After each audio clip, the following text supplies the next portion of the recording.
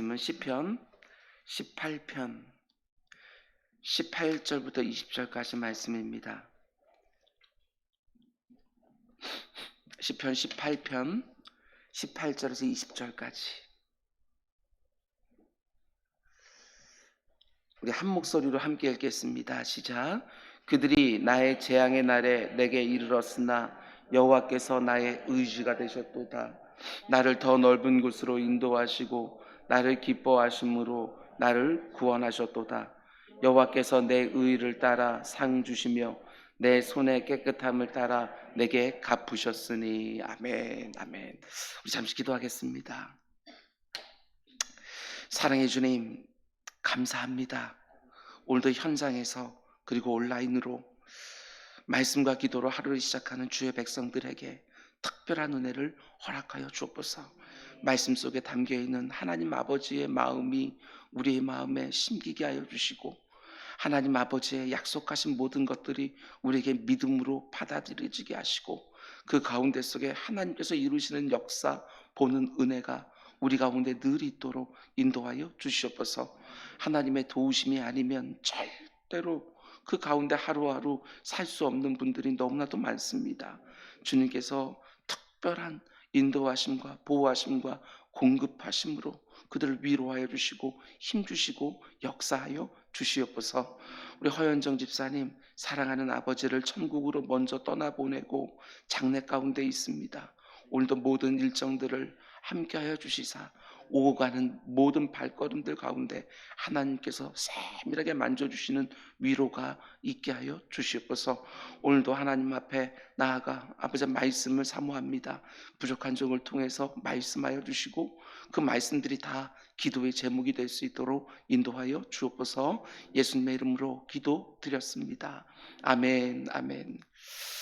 지난밤도 잘 주무셨습니까? 여러분 너무나도 반갑습니다. 주님의 이름으로 환영합니다. 오늘은 2021년 은자교회 7차 온라인 특세 8번째 시간으로 오늘 말씀의 제목은 은혜 혹은 보상, 은혜와 보상, 은혜로 주어지는 보상, 이런 제목으로 말씀 전하도록 하겠습니다. 우리가 요즘 계속해서 묵상하고 있는 시편 18편 말씀은 다윗이 자기의 인생의 마지막 순간이 다가오고 있는 것을 직감하면서 자기가 살아왔던 순간순간들을 회고하는 내용이라고 말씀을 드렸습니다. 특별히 어제 새벽에는 오늘 본문과 동일한 본문을 가지고 하나님이 행하시는 구원이 어떤 것인지를 함께 생각해 보았습니다. 하나님의 구원은 단지 내게 문제와 어려움이 없었던 그때로 원상복귀하는 그 정도가 아니라 그 문제와 어려움이 없이는 도저히 들어갈 수 없었던 더 넓은 곳으로, 더 크고 더 영광스러운 곳으로 나를 데려가는 하나님의 또 다른 인도하심이다. 이렇게 말씀을 나누었습니다. 노년의 다윗이 자기 인생을 돌아보면서 그걸 지금 고백하고 있는 것이지요. 자기 인생 가운데 어려움이 없었던 것은 아니지만 그 어려움 만났을 때마다 하나님 앞에 부르짖었고 그 응답으로 그 어려움을 벗어날 때 보게 되었으면 그 어려움이 오기 이전으로 다시 돌아간 것이 아니라 그 어려움이 없이는 내가 갈 수 없었던 더 넓은 곳으로, 더 크고 더 영광스러운 곳으로 하나님이 인도해 주셨노라고 그렇게 간증하고 있는 것이지요.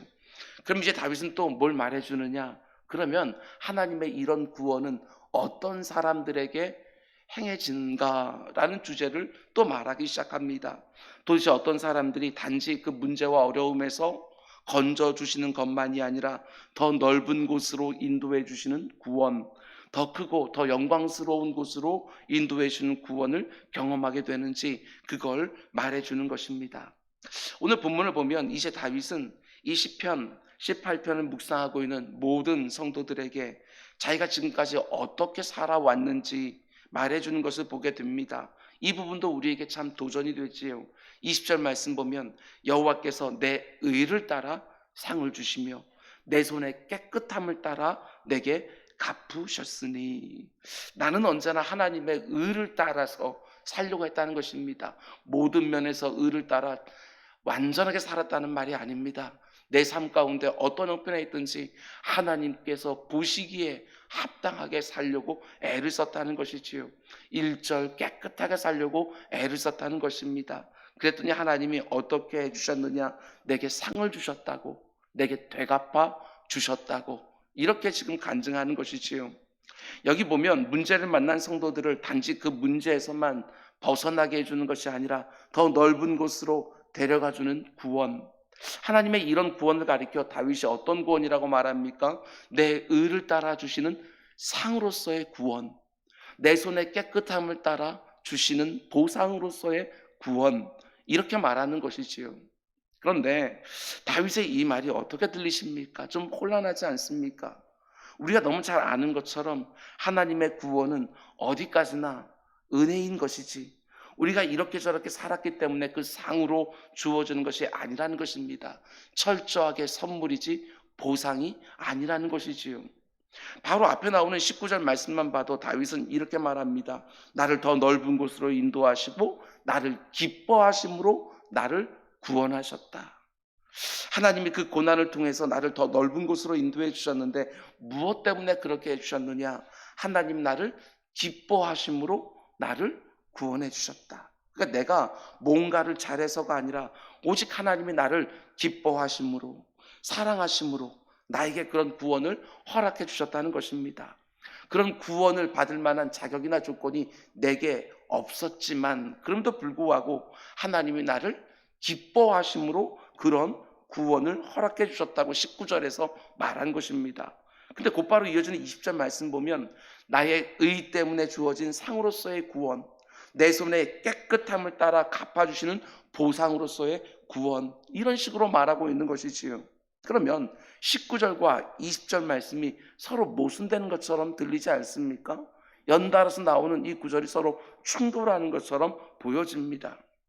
그러나 오늘 본문의 흐름을 잘 보면 19절과 20절은 서로 모순되는 구절이 아닙니다. 물론 20절 말씀 한 구절만 딱 떼어놓고 보게 되어지면 의롭게 사는 사람들에게만 하나님의 구원이 임하고 내 손에 깨끗함이 있어야지만 하나님의 구원을 보상으로 받는 것처럼 보여지기도 하지만 늘 말씀드리는 것처럼 한 구절만 떼서 묵상하는 것이 아니라 이어서 흐름 가운데 속에 묵상하게 되어지면 그 뜻을 더 명확하게 알 수 있다고 말씀을 드렸습니다.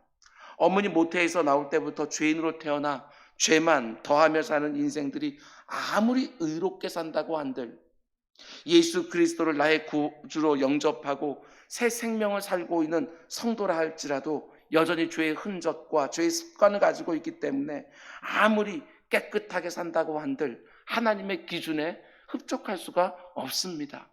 그렇기 때문에 내가 아무리 의롭게 살고 깨끗하게 살아도 그것 때문에 하나님이 나를 순간순간 구원해 주시고 도움을 주신다고는 볼 수가 없는 것이지요. 철저하게 하나님의 은혜입니다. 오직 예수 그리스도의 은혜뿐이지요. 구원을 받을 만해서 구원을 주고 복을 받을 만해서 복을 주시는 거, 그건 우리에게 가당치가 않습니다. 늘 모자라는 부분이 있고 부족한 부분이 있을 수밖에 없습니다. 그러면 20절 말씀, 내가 의롭게 살아서 주어지는 상으로서의 구원, 내가 깨끗하게 살아서 그 보상으로서 주어지는 그 구원, 이 표현은 어떻게 이해해야 되는가? 특별히 다윗이 여기서 말하는 내 손의 깨끗함을 따라 내게 갚아주셨다라는 이 표현은 사울의 칼날을 피해서 10년 동안이나 도망다니며 2번씩이나 사울을 죽일 수 있음에도 불구하고 자기 손에 피를 묻히지 않았던 그때의 경험을 기억하며 쓴 표현입니다. 다윗은 사울을 죽일 수 있는 기회가 2번이나 있었지만 자기 손에 피를 묻히지 않았습니다. 그런데 하나님이 그때 자기 손에 피를 묻히지 않은 그 깨끗함을 따라 자신의 삶을 그렇게 복되게 해주셨다고 말하는 것입니다. 어떤 학자들은 오늘 본문을 가지고 이렇게 주장하기도 합니다. 다윗이 하나님의 말씀이 명하는 대로 기름 부음 받은 자를 죽이지 않았기 때문에 하나님의 구원을 받았다, 의롭다고 여김을 받았다, 이렇게 주장하기도 하지만 절대로 그렇지 않습니다. 우리가 잘 알고 있는 것처럼 칭의와 구원이라는 것은 어떤 사람이 한 행위를 근거로 해서 주어지는 것이 결코 아닙니다. 오직 하나님의 기뻐하신 뜻에 따라 오직 은혜로만 주어지는 하나님의 선물이지요. 하나님의 구원은 내가 행한 어떤 근사한 일에 대한 상이나 보상이 아니라 철저하게 하나님의 은혜로 주어지는 선물입니다. 보상과 선물을 완전히 다른 맥락에서 보아야 되는 것이지요. 그러니까 하나님이 누군가를 구원해 주실 때 그 사람이 그 구원을 받을 만한 공로나 자격이 있어야만 주신다면 그것은 절대로 은혜라고 볼 수 없는 것이고, 그것은 어디까지나 내가 한 일에 대한 당연한 보상이 되는 것입니다. 그런 면에서 이 19절과 20절 말씀을 어떻게 이해해야 되는가?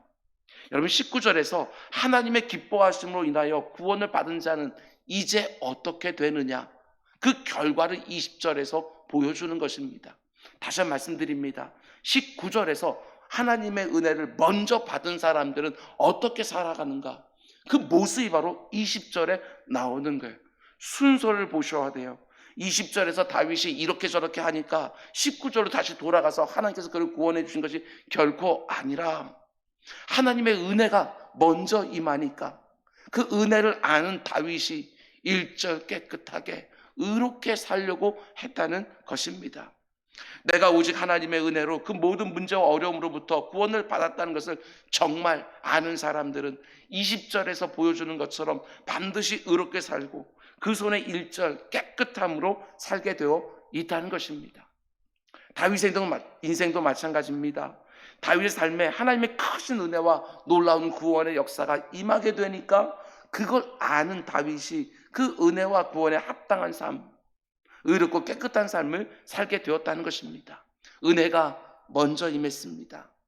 그래서 그 은혜로 다윗이 의롭고 깨끗하게 살 수 있었던 것이지요. 은혜가 먼저고 삶은 따라오는 것입니다. 이걸 바꾸시면 절대로 안 됩니다. 내가 이렇게 저렇게 먼저 사니까 하나님이 은혜를 그것을 보고 허락해 준 것이 아니라는 것입니다. 여러분과 저는 그런 위인들이 아닙니다. 내가 행한 것에 따라서 하나님께서 그대로 되갚아 주시면 우리는 보상받을 자들이 아니라 늘 하나님의 징계를 받아 마땅한 자들이지요. 내 삶이 오직 하나님의 은혜로 위기의 순간마다 이기림과 피할 길을 얻게 되어지고 오직 하나님의 은혜로 하나님의 힘을 공급받아 살게 되니까 내가 하나님이 기뻐하시는 일만 하고 싶은 것입니다. 정말 의롭게 살고 싶고 자기 손에 피를 묻히지 않고 싶은 거룩한 소욕이 자기 안에 생겼다고 다윗은 지금 고백하는 것입니다. 다시 한번 말씀드립니다. 하나님의 은혜가 먼저 임해야 내가 의롭고 깨끗하게 살 수 있는 것이, 하나님의 은혜가 먼저 임해야 내가 의롭고 깨끗하게 살 수 있는 것이지, 내가 먼저 의롭고 깨끗하게 살았기 때문에 그 보상으로 하나님의 은혜를 받는 것이 결코 아니라는 것입니다. 여러분, 하나님의 은혜로 살고 있다고 정말 믿으십니까? 그렇다면 그 은혜에 합당하게 살 수 있는 은혜도 달라고 구하시기 바랍니다. 내 안에 하나님의 은혜에 걸맞는 삶을 살고 싶어하는 거룩한 소욕이 날마다 새로워지게 달라고 기도하는 우리 모두가 될 수 있기를 주님의 이름으로 축원을 드립니다. 여러분, 그렇다고 해서 여기서 간과하면 안 되는 것들이 있습니다. 다윗이 사울왕을 2번씩이나 죽일 수 있는 기회가 있었음에도 불구하고 자기 손에 피를 묻히지 않고 살려주니까 다윗이 어떻게 되지요? 이걸 놓치면 안 됩니다. 더 고생했습니다. 이걸 놓치면 안 되는 거예요. 더 오랜 시간 그는 도망쳐야 했습니다. 우리는 늘 이런 걸 기대하지 않습니까? 내가 하나님이 기뻐하시는 행동을 하게 되었으면 곧바로 눈에 띄는 좋은 결과가 주어지기를 우린 늘 기대합니다. 그러나 꼭 그렇지만은 않다는 것이지요. 요셉의 경우를 한번 보시기 바랍니다. 보디발 아내의 유혹을 딱 물리치니까 곧바로 애굽의 총리가 되었느냐? 그렇지 않습니다. 누명을 쓰고 오히려 감옥에 들어갔습니다. 근데 중요한 것이 무엇이지요?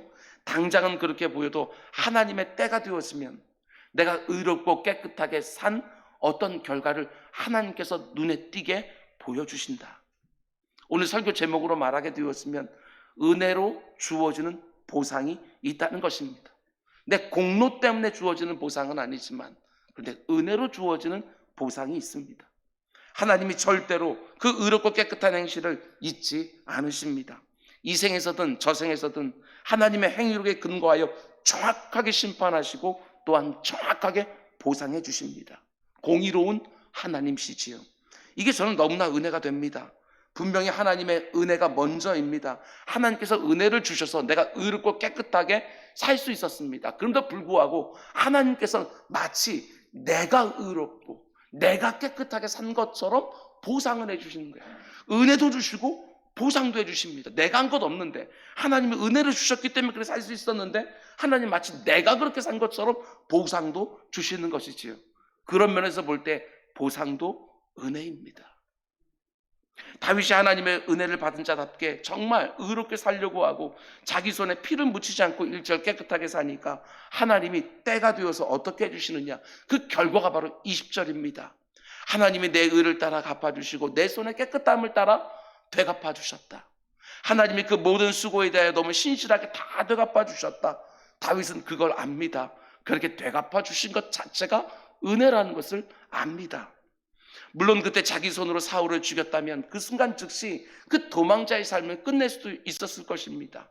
그때 자기 손에 피를 묻히며 사울을 죽였다면 곧바로 자신의 때에 자신의 방법으로 이스라엘의 왕이 될 수도 있었을 것입니다. 그러나 자기를 순간순간마다 오직 은혜로 보호해 주시고 구원해 주신 그 하나님이 원하시는 것이 절대로 그게 아닌 줄 알고 그 사울을 죽여서 자기 손에 피를 묻히지 않은 것입니다.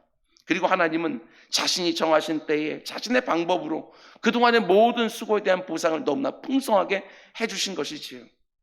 여러분, 하나님은 단지 자신이 정하신 때를 기다리는 것이지 절대로 그 모든 수고를 잊지 않으신다는 것을 꼭 기억하시기 바랍니다. 때가 되면 그 모든 선한 행위에 대한 넘치는 보상을 꼭 해주십니다. 여러분, 하나님의 때를 늘 순례하시기 바랍니다. 이거 하나만 분명히 해도 우리 신앙생활이 얼마나 견고할까 생각하게 되었습니다. 내 때가 아니라 하나님의 때, 내 방법이 아니라 하나님의 방법, 이거 하나만 붙들고 살아도 흔들리지 않습니다.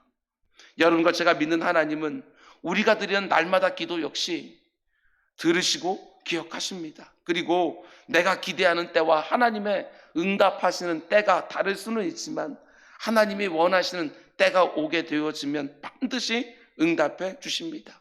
이걸 믿고 결코 기도하다가 낙심하지 말라는 것입니다. 긴 안목을 가지고 우리는 살아가는 것입니다. 말씀 맺겠습니다. 여러분, 지금 다윗이 자기 인생을 되돌아보면서 하나님이 어떤 사람들에게 더 넓은 곳으로의 구원, 더 크고 더 영광스러운 구원을 허락해 준다고 말하느냐? 그저 이 세상이 말하는 방식대로 그저 내 육체의 소욕이 원하는 대로 살아가는 것이 아니라 오직 하나님의 은혜를 아는 자답게 순간순간 하나님이 원하시는 것이 무엇인가를 먼저 생각하고 하나님이 원하시는 삶을 살아가며 아무리 어렵고 고난이 있다 할지라도 하나님이 받으실 만한 의를 행하고 깨끗하고 성결한 삶을 살아가면 하나님이 정하신 때에 그 수고에 대한 보상을 반드시 해주신다. 물론 그 보상을 바라고 그런 삶을 사는 것은 절대로 아닙니다. 그 은혜를 알기에 그런 삶을 살고 싶어 하는 것이지요. 반드시 기억하시기 바랍니다. 우리가 믿는 기독교는 분명히 내세에 대해서 가르쳐 줍니다. 내세에 주어질 복이 이 현세에서 얻는 복과 비교할 수 없을 정도로 영광스럽다는 것도 우리는 알고 있습니다. 그러나 내세에 누리는 복만 성경이 말하는 것이 아니라 현세에 누리는 복도 약속해 주고 있습니다. 이 세상이 말하는 복 개념은 아닐지라도 그러나 성경 말씀 보게 되었으면 주의 사랑하는 백성들에게 이 세상 사람들이 누리는 것과는 전혀 차원이 다른 복을 꼭 주시겠다고 하나님께서 약속해 주셨습니다. 우리가 신실한 성도로 이 땅을 살아가는 동안 정말 많은 수고와 고난이 있는 것은 틀림이 없지만 그 길에서 언제나 하나님이 원하시고 기뻐하시는 삶을 살기 위하여 애를 쓰고 언제나 하나님의 말씀대로 살려고 하고 언제나 거룩하고 의롭고 일절 깨끗함으로 자신을 더럽히지 않고 살아갈 때에 하나님께서 뭘 약속해 주시느냐? 정하신 때가 되었으면 그 산 모습대로 틀림없이 갚아주시고 상 주신다고 가르쳐 주시는 것입니다. 사울을 죽이자고 말하는 자기 부하들에게 다윗은 이렇게 말합니다. 사무엘상 24장 6절 말씀 보면 자기 사람들에게 이르되 내가 손을 들어 여호와의 기름 부음 받은 자를 내 줄을 치는 것은 여호와께서 금하시는 것이니 그는 여호와의 기름 부음을 받은 자가 됨이니라. 사울을 죽이지 않은 이유는 딱 하나밖에 없습니다. 이것은 여호와께서 금하시는 것이니. 내게 어떤 유익이 있는지 그건 전혀 중요하지 않습니다. 하나님이 금하시는 일이니까 내가 안 하는 것입니다. 절대로 쉬운 일이 아닙니다. 그 일 때문에 다윗은 더 오랫동안 도망 다녀야 됐고 더 많은 수고를 해야 했습니다. 그럼에도 불구하고 다윗은 끝까지 자신의 의로움과 깨끗함을 지켜냈습니다. 그런데 하나님의 때가 되니까 어떻게 됩니까? 하나님이 너무나 풍성한 보상으로 그 영혼을 기쁘게 해주셨습니다. 여러분, 지금까지는 순간순간 도우신 하나님을 의지해서 잘 살아왔지만 혹시 요즘 너무나 힘들고 어려워서 마음이 흔들리는 분이 계십니까? 그렇지 않습니다. 끝까지입니다. 끝까지 하나님만 의지하고 살아가는 것입니다. 그러면 하나님은 또다시 나에게 이 길도 주실 것이고 또 피할 길도 허락해 주실 것입니다. 그 고난에서만 건져주시는 것이 아니라 나를 끄집어내어서 더 넓은 곳으로, 더 크고 더 영광스러운 곳으로 인도해 주실 것입니다. 내가 하나님이 원하시는 삶을 살려고 애쓰면 하나님이 다 보고 계십니다. 다 보시고 그 모든 수고에 하나님께서 더 좋은 것들로 보상해 주십니다. 이 사실을 정말 믿으신다면 지금 내 눈앞에 당장 어떤 결과가 드러나지 않는다 할지라도 절대로 좌절하고 낙심하고 포기하지 말라는 것입니다. 하나님의 응답의 때가 있습니다. 하나님의 보상의 때가 반드시 있습니다. 갈라디아서 6장 9절, 제가 참 좋아한다고 여러 번 말씀드렸습니다. 우리가 선을 행하되 낙심하지 말지니. 왜 선을 행하되 낙심하지 말라고 그렇게 말했을까? 하나님이 원하시는 그 일을 하다가 낙심할 만한 때가 참 많이 있기 때문에 낙심하지 말라고, 그러면서 이렇게 말합니다. 포기하지 아니하면 때가 이름에 거두리라.